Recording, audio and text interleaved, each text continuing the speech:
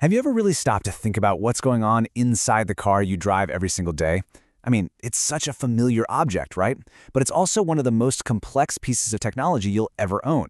So let's dive into the incredible and often kind of contradictory engineering that makes it all work. Okay, let's start with a number, 30,000. That's roughly how many individual parts have to work together in perfect harmony every time you turn the key.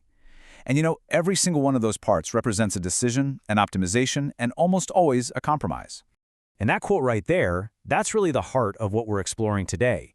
See, you just can't have it all. You want maximum safety, mind-blowing performance, and incredible efficiency? Yeah, probably not going to happen all at the same time. Every choice an engineer makes is a trade-off. So we're going to break down three of the most fundamental balancing acts in car engineering. We're talking about the battle between being strong and being weak for safety, the constant tug-of-war between power and efficiency in the engine, and that endless tension between a comfortable ride and sharp control. All right, let's kick things off with the first, and you could argue the most important one, safety.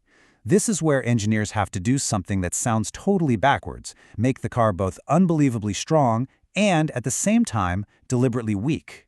It's a bit of a riddle, isn't it? But this paradox is the absolute key to keeping you safe in an accident. The car's structure basically has a split personality. One part is a fortress, and the other part, well, it's designed to sacrifice itself. And here's how those two jobs work together. You've got the safety cage, that's the bubble around you and your passengers. It's built to be as rigid as possible to stop anything from getting in. But then you have the crumple zones at the front and back. Their entire job is to fold up in a very specific, controlled way, absorbing the massive energy of an impact and slowing you down more gently. And when we say strong, we mean seriously strong. The steel in that safety cage can have a tensile strength of 1,500 megapascals. Now, what on earth does that mean? It means a little 1-inch square of this metal could hold up 5 cars stacked on top of each other without breaking. That's the kind of fortress they're building around you. Now, all that incredible strength in the safety cage, it adds weight. And that brings us right to our second balancing act, performance. This is that classic, age-old battle between the thrill of power and the practical need for fuel efficiency. This chart pretty much tells the whole story. When you fill up your tank, only about a third of that fuel's energy is actually used to move you down the road.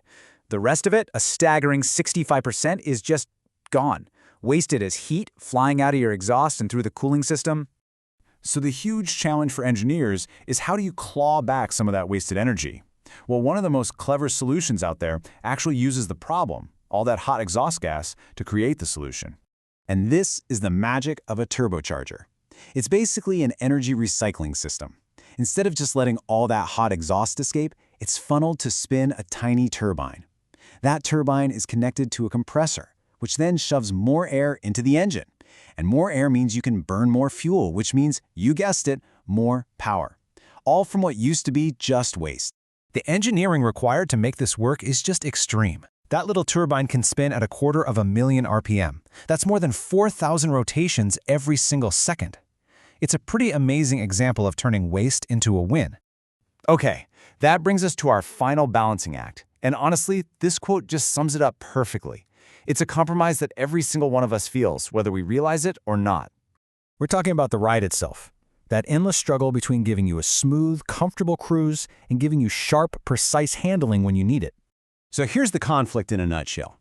If you want a comfy, pillowy ride that just glides over bumps, you need soft suspension springs. But try to take a corner fast with soft springs, and the car is going to lean and feel all mushy.